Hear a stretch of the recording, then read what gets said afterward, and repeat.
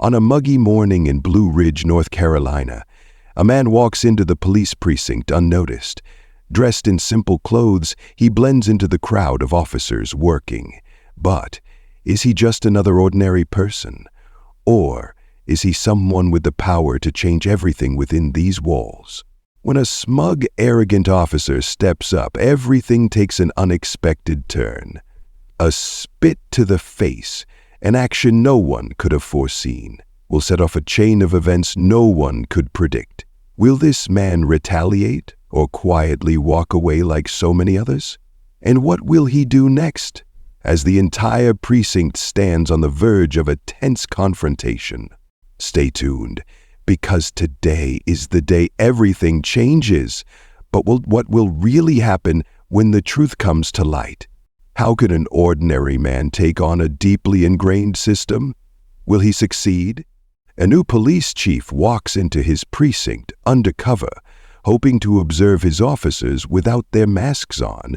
But when a white cop spits in his face, thinking he's just a nobody, the entire room is moments away from a shocking revelation that will leave them all reeling. It was a muggy Tuesday morning in August when James Carter, a newly appointed police chief, stepped out of his car.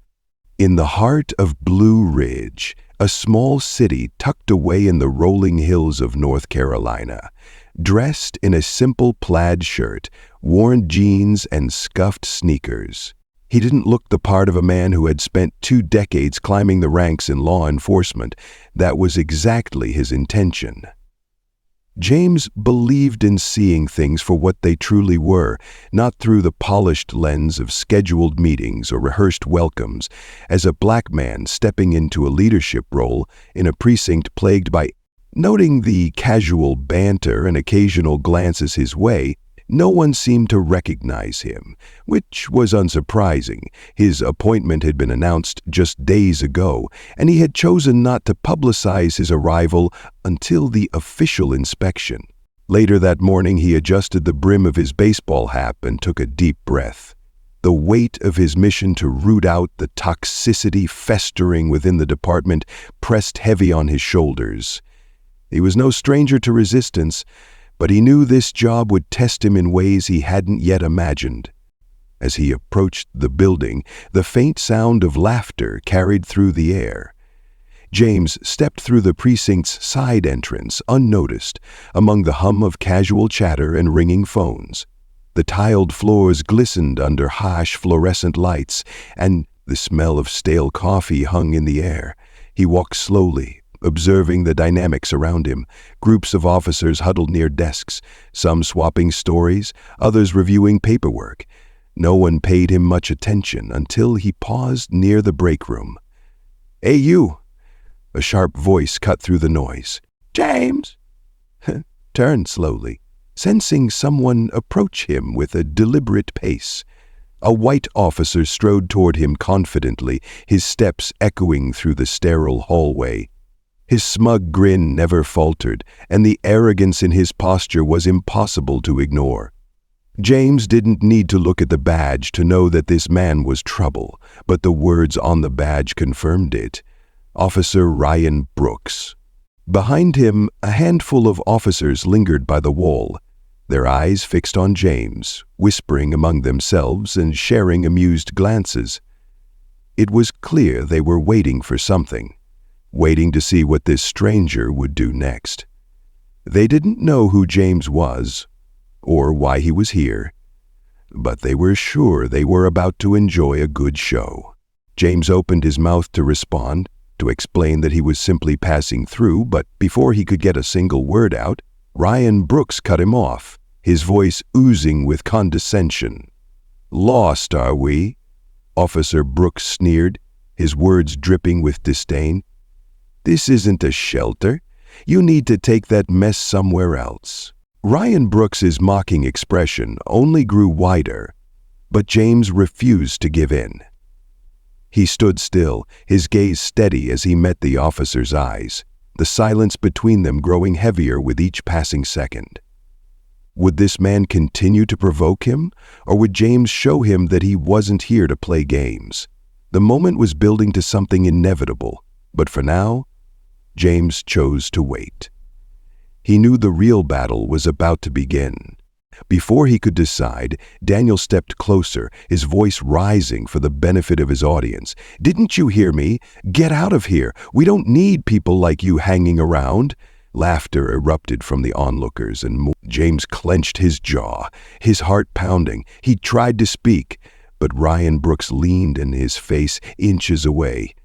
Then, without warning, the officer spit straight into James's face. Time seemed to stop. James's breath hitched as the warm saliva dripped down his cheek, around him. The laughter grew louder. One officer slapped the table, doubling over in amusement while another muttered something about showing the riffraff their place. James's mind raced. He could feel his pulse pounding in his ears, but he kept his composure. He reached into his pocket, pulling out a handkerchief to wipe his face. His movements slow and deliberately. "Is this how you treat everyone who walks through these doors?" he asked, his voice calm but firm. Daniel smirked. Only the ones who don't belong here." The group burst into laughter again, but James said nothing. Instead, he turned and walked down the hallway, leaving the officers behind as he headed toward the precinct's main office. An intercom crackled to life, calling all personnel to the briefing room. It was time. The briefing room was abuzz with chatter as officers filed in, some carrying coffee mugs, others laughing over inside jokes. James entered through a side door, now holding a folder that bore the precinct's official seal. He stood just out of view, watching the room fill with familiar incident. Front of the room, Captain Thomas Reed. James stepped forward, his footsteps measured. The room froze as he walked to the podium, his presence commanding attention. He placed the folder on the lectern and slowly scanned the room. His calm demeanor only heightened the tension. Daniel's smirk faltered. The color drained from his face as recognition dawned. The other officers exchanged uneasy glances, some whispering, others staring at James with wide eyes. "Good morning," James began, his voice steady. "My name is James Carter. As of today, I am your new chief of police." The silence was deafening. Daniel's face turned a deep shade of red, his bravado evaporating. James's gaze landed on him, holding for a moment longer than necessary before sweeping across the rest of the room. "When I arrived this morning," James continued, "I came in plain clothes because I wanted to see the department through an unfiltered lens. What I witnessed was eye-opening." A murmur rippled through the crowd, but James raised a hand to silence it. "In my brief time here, I've already seen behaviors that are not just unprofessional, but downright unacceptable. Let me make one thing clear. The culture that has been allowed to fester here ends today." The room remained eerily quiet, the weight of his words sinking. And Ryan Brooks shifted uncomfortably, his eyes darting to the floor. James took a step closer to the edge of the podium, his tone sharp but controlled. "Respect is not optional. It's the foundation of what we do as law enforcement. Without it, we fail. Not just each other, the community we serve." He let the silence hang for a moment, watching the officers squirm under his gaze. "This morning, some of you laughed at what you thought was just another powerless man being put in his place. But let me remind you, everyone who walks through those doors deserves respect, whether they're wearing a badge or not." His words cut through the room like a blade. No one dared to move. James let the silence linger, his gaze unwavering. The tension in the room was palpable, each officer acutely aware of the weight of his words. Ryan Brooks shifted again, his discomfort evident as beads of sweat formed on his brow.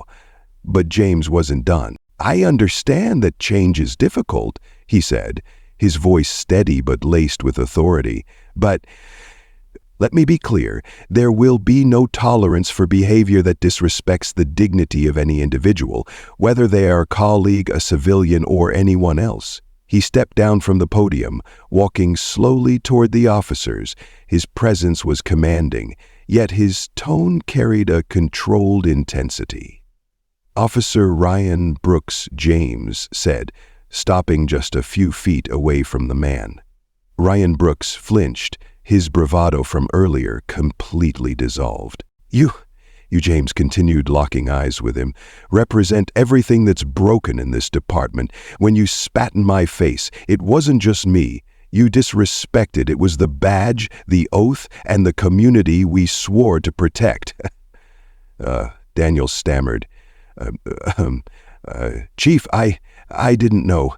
"That's exactly the problem," James interrupted, his voice sharp. "You didn't care to know. You didn't take a moment to think before you acted because you assumed that man standing in front of you didn't matter. And that assumption is why this department has lost the trust of the people." It serves the room remained silent, every officer frozen in place. James turned his attention to the rest of the group. What I witnessed wasn't just one man's mistake. It was a culture. A culture where bullying and prejudice are not only tolerated, but celebrated. And that stops now. He stepped back toward the podium, his voice rising slightly. "I've spent my career fighting for justice, not just in the streets, but within the walls of departments like this one. Change isn't easy. It won't happen overnight, but I promise you this, as long as I'm chief, this precinct will operate with integrity, respect, and accountability." James paused, letting his words sink in. Then, with a slight nod toward Captain Thomas Reed, he concluded, "Effective immediately. Officer Ryan Brooks is suspended, pending an internal investigation, and for those of you who think this is just a slap on the wrist, think again. This is the first of many changes." Gasps rippled through the room. Daniel's face turned crimson, his jaw tightening as he avoided the stares of his peers. James, unfazed, stood tall. "This isn't about punishment," he said firmly. "It's about setting a standard. If you're not willing to rise to it, this isn't the place for you." He glanced around the room one last time, his eyes locking with each officer's. "If you're ready to do better, to be better, then we'll move forward together. But know this, I will hold you accountable every step of the way." The meeting ended with a heavy silence, officers shuffling out of the room without their usual chatter. James remained at the podium for a moment, watching as Daniel stormed out, his face a mix of embarrassment and anger.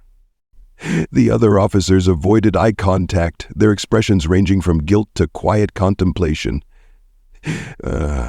Back in his office, James sat down at his desk, exhaling deeply. He knew this was just the beginning. Years of entrenched attitudes wouldn't change overnight, and for some, they might never change at all. But he hadn't come to Blue Ridge to make friends. He came to make a difference. The phone on his desk rang. It was Captain Thomas Reed. "Chief, I wanted to say you handled that better than most would have," Thomas Reed said, his voice tentative. "Thanks," Captain James replied, "but the real work starts now. I need a full review of Daniel's history on my desk by tomorrow. Complaints, incident reports, everything, you've got it," Thomas Reed said before hesitating. "Chief, I think you shook a few of them today, in a good way." James hung up, allowing himself a brief moment of satisfaction before diving into the mountain of paperwork in front of him over the next few weeks. The precinct was a different place.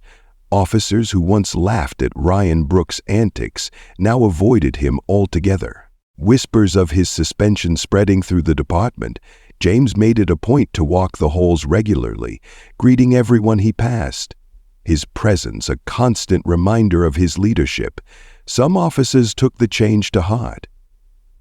Officer Emma Gray, a younger recruit, approached James one day, admitting that she'd been complicit in the toxic culture out of fear of retaliation. "I want to do better, Chief," she said earnestly. "That's all I ask." James replied, his voice kind but firm. "It starts with us, James." Not everyone was willing to change. Ryan Brooks, flushed with anger and a sense of entitlement, filed an official appeal against his suspension. He claimed that he had been unfairly treated, that his actions hadn't warranted such a severe response, and that James had overreacted. His words were filled with self-righteous indignation, and he was certain that the review would clear his name. In his mind, he was a victim of some grand injustice, a man who had been doing his job only to be punished for something he felt was trivial. He believed his reputation would win out, as it always had before. But James wasn't swayed. He stood firm in his belief that accountability wasn't a negotiable matter. He had made it clear to every officer in the precinct that there would be no more tolerance for misconduct, no more brushing things under the rug as if nothing ever happened. This wasn't just about one officer or one incident. It was about creating a culture where respect was mandatory and consequences were real. He wasn't backing down. The department's internal review was thorough and the findings were damning. A long list of previous complaints against Ryan Brooks was uncovered, some dating back years. Allegations of excessive force, inappropriate comments toward civilians, and even reports of racial profiling. Some of the incidents had been quietly swept under the rug in the past, buried by reports that were either ignored or dismissed by those in charge. But now, under James's leadership, the truth couldn't be buried anymore.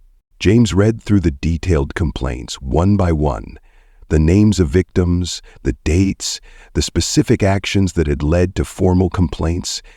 It was all there, an ugly pattern of behavior that couldn't be ignored.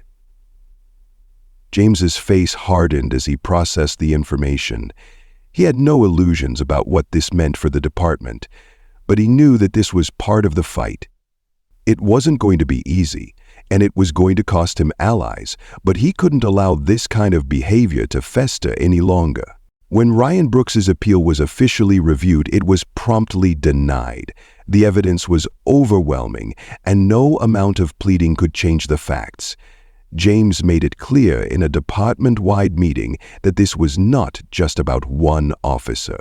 It was about changing the way they all operated. The days of sweeping misconduct under the rug, of allowing officers like Ryan to continue without repercussions, were over. But James understood that this was just one battle in a much larger war. As the news of Brooks's suspension spread through the precinct, the atmosphere shifted. Some officers, especially those who had been complicit in the toxic culture, exchanged uneasy glances. Others seemed relieved, though they were careful not to express too much emotion. There were whispers of support for James's decision, but there were also murmurs of dissent, of officers uncomfortable with the idea that their behavior would be scrutinized under the new regime. The road ahead would be long, James knew. Conversations about implicit bias, about the need for cultural change within the department, were met with mixed reactions. Some officers, particularly the younger recruits, seemed eager to engage, to learn, to do better. They understood that the times were changing, and they wanted to be a part of that change. But many of the older officers, the ones who had spent years entrenched in the old ways of doing things, were resistant. They pushed back against the idea of accountability, citing concerns about fairness, about political correctness, or about what they saw as a threat to their authority. James faced this resistance head-on. He didn't back down from uncomfortable conversations. He knew that these discussions were necessary, even if they were messy. implicit bias training became a mandatory part of every officer's development, and community outreach programs were put into place to rebuild trust between the precinct and the people it was meant to serve. James made sure that no officer could avoid the difficult questions that needed to be asked, but he also encouraged growth. For those willing to change, he offered support. For those unwilling to evolve, he made it clear that they wouldn't last long in his precinct. Still, progress was slow. Every step forward felt like it came with 2 steps back, and James knew that while he had started the process of change, it would take years for the true transformation to occur. But he was ready for the fight. He had been ready for a long time. The road was long, but he was determined to stay the course. But he remained undeterred. Each small victory, a recruit speaking up, an officer rethinking their approach, was a step towards something greater. One morning, James attended a community event where he met a young boy who shyly approached him. "Are you really the chief?"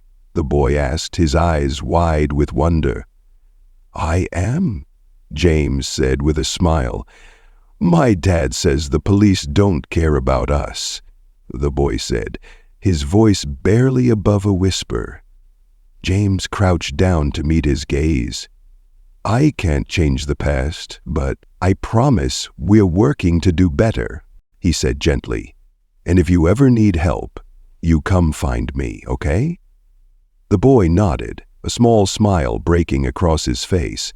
It was moments like this that reminded James why he had taken the job in the first place. By the end of his first year, the precinct was far from perfect, but it was undeniably different. Officers who couldn't adapt were gone, replaced by recruits who shared James's vision for a fair and respectful department. The community, once skeptical, began to see signs of change, a renewed effort to build trust and bridge divides. James stood in the precinct's main hallway one evening watching as officers filed out after their shifts. The laughter and camaraderie felt different now, not at someone's expense, but genuine and inclusive. He knew there would always be challenges ahead, but for the first time, he felt hopeful. Change was never easy, but it was worth every fight.